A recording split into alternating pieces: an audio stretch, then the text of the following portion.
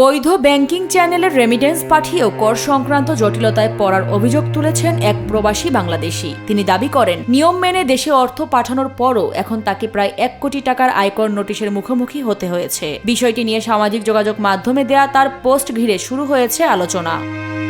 দীর্ঘদিন ধরে বৈধ ব্যাংকিং চ্যানেলের মাধ্যমে বাংলাদেশে রেমিটেন্স পাঠিয়ে আসছেন প্রবাসী বাংলাদেশি সুজন ইব্রাহিম। সামাজিক যোগাযোগ মাধ্যমে দেয়া এক পোস্টে তিনি জানান, দেশের বিভিন্ন ব্যাংকের মাধ্যমে সর্বোচ্চ রেমিটেন্স প্রেরণকারী হিসেবে 4 বার সম্মাননা পেয়েছেন। এছাড়া 2024 সালে সিআইপি বা কমার্শিয়াল ইম্পর্টেন্ট পারসন সম্মাননাও অর্জন করেন তিনি। তবে তার অভিযোগ, বৈধভাবে পাঠানো সেই রেমিটেন্সের বিপরীতে এখন তার কাছে প্রায় 1 কোটি টাকার আয়কর দাবি করা হয়েছে।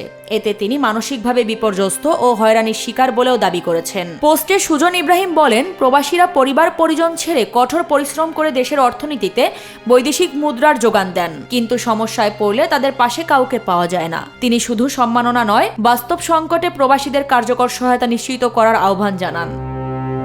একই সঙ্গে তিনি প্রবাসীদের বৈধ পথের রেমিটেন্স পাঠানোর আগে সংশ্লিষ্ট নিয়মকানুন সম্পর্কে সচেতন থাকার পরামর্শ দেন। তবে তিনি স্পষ্ট করেন, তিনি কাউকে অবৈধ পথে অর্থ পাঠাতে উৎসাহিত করছেন না, বরং নিজের অভিজ্ঞতা তুলে ধরেছেন যাতে অন্যরা একই ধরনের পরিস্থিতির মুখোমুখি না হন। তবে এ বিষয়ে জাতীয় রাজস্ব বোর্ডের কোনো আনুষ্ঠানিক বক্তব্য এখনো পাওয়া যায়নি।